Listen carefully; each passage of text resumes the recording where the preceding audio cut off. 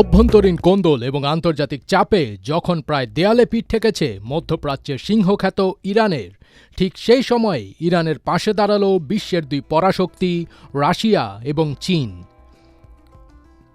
সরকার বিরোধী আন্দোলনে প্রায় ১৫ দিন ধরে উত্তাল ইরান, যার সামাল দিতে বেশ বেগ পেতে হচ্ছে খামেনি সরকারকে।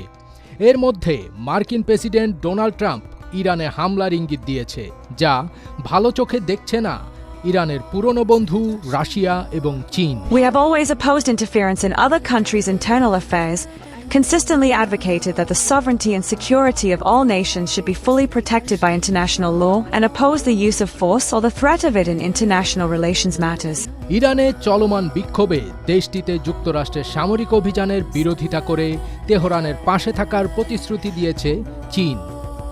দেশটির পররাষ্ট্র মন্ত্রণালয়ের নিয়মিত ব্রিফিংয়ে মুখপাত্র মাওলিং বলেছেন, তারা অন্য দেশে বিদেশি হস্তক্ষেপ সমর্থন করে না। তিনি জোর দিয়ে বলেন, বেইজিং সবসময় অন্য দেশের অভ্যন্তরীণ বিষয়ে হস্তক্ষেপ প্রত্যাখ্যান করে আসছে। সেই সাথে সমস্ত জাতির সার্বভৌমত্ব এবং নিরাপত্তা আন্তর্জাতিক আইন দ্বারা সম্পূর্ণরূপে সুরক্ষিত হওয়া উচিত।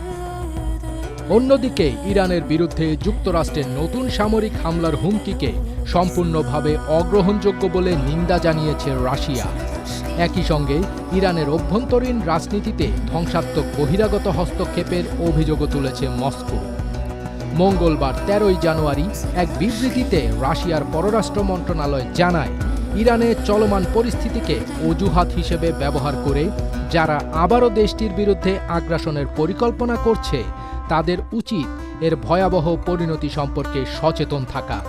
বিবৃতিতে বলা হয়, যারা বাইরের উস্কানিতে সৃষ্ট অস্থিরতাকে অজুহাত বানিয়ে ২০২৫ সালের জুনে ইরানের বিরুদ্ধে সংঘটিত আগ্রাসনের পুনরাবৃত্তি ঘটাতে চায়, তাদের অবশ্যই বুঝতে হবে এ ধরনের পদক্ষেপ মধ্যপ্রাচ্যের পরিস্থিতি ও বৈশ্বিক আন্তর্জাতিক নিরাপত্তার জন্য ভয়াবহ পরিণতি ডেকে আনবে।